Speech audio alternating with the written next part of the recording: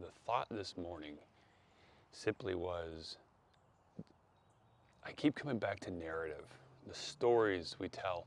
We had a wonderful comment, an interaction with one of the viewers, Ginger, and I hope I'm pronouncing that right. And we were sharing about being still and being with oneself, and they had asked me about something they would like me to see talk about, and we're working on that. But I keep coming back to this idea of narrative, because everyone is living out their truth. So right now, the reality you've created around you is what is true for you. And I start with this premise that from the moment we're born, we are this infinite potential of creation. The moment we enter the baby's form, the body. Because our consciousness, our natural state is, well, it's fully mature, it's timeless, it's endless. It's this genetic vehicle, this carrier in which, well, that's what we have to grow up and learn. It's part of the game.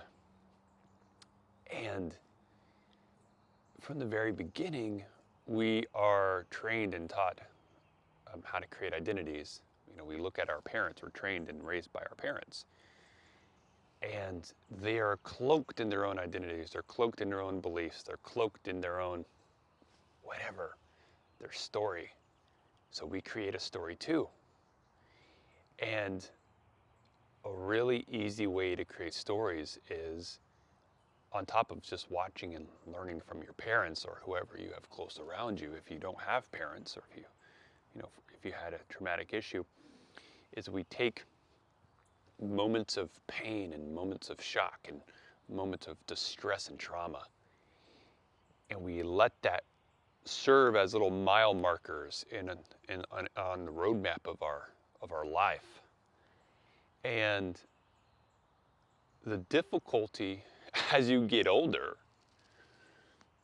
is we have been taught to, well, offload that story and explain it away through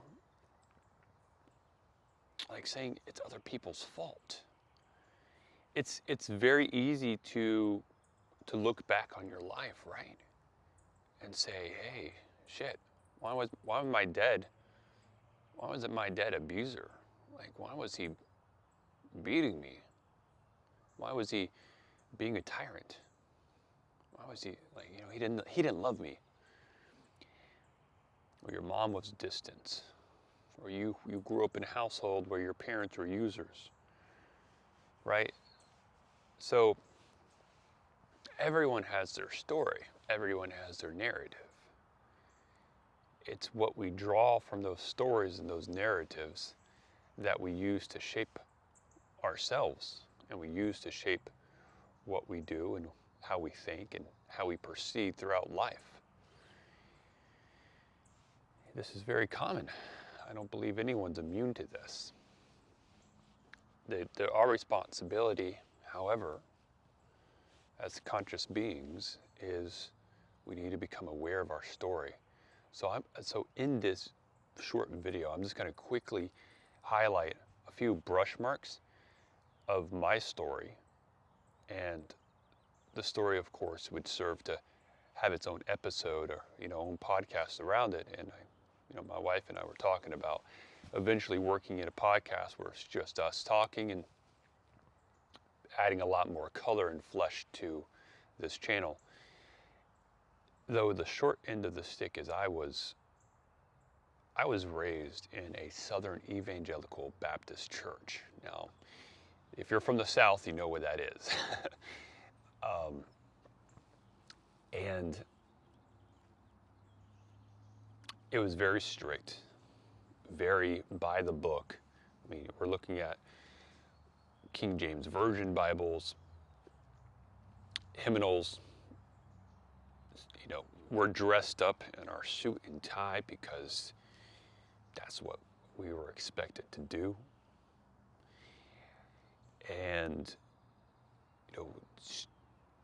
that was the form and function of it. And I was raised this way I rejected and left the church, I guess when I was, I want to say, I was in 9th grade, I believe I left. But in the midst of that, from the time I was born, and the time I was born and my stepdad came in the picture, we weren't going to church, but after that, we were going to church twice, sometimes 3 times a week, for Wednesday service, Sunday service, and sometimes on Saturdays. They had like some events for children. And I learned and I saw that there was 2 faces in a person. There was the face that they put on for everyone else, and then there was the inside the home face, which was the real stuff, right? That's where the anger was. That's where the lashing out was. That's where the beatings were inside the home. And outside the house, everything was perfect. Everyone was happy.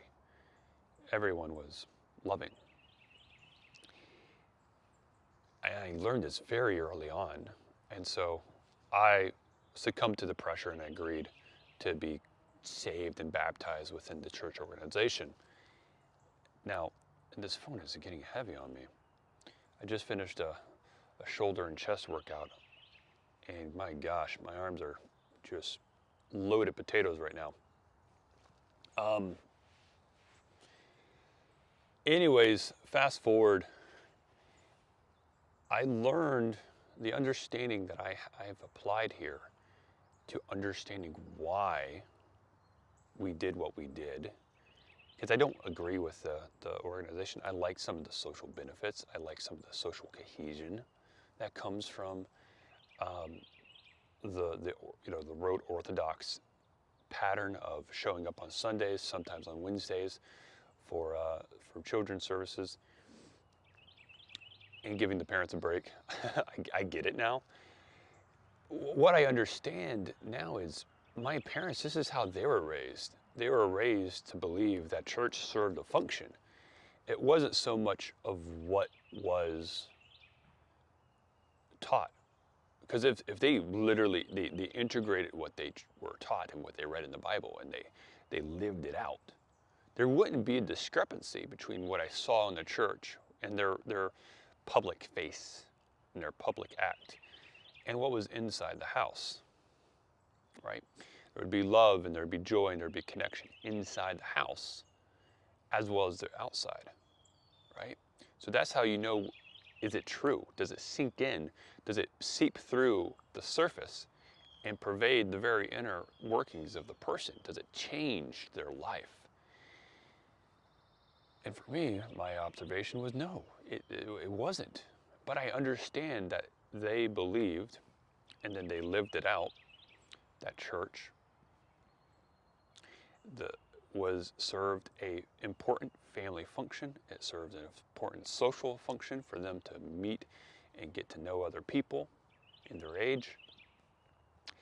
It served as a way for them to get a break as well.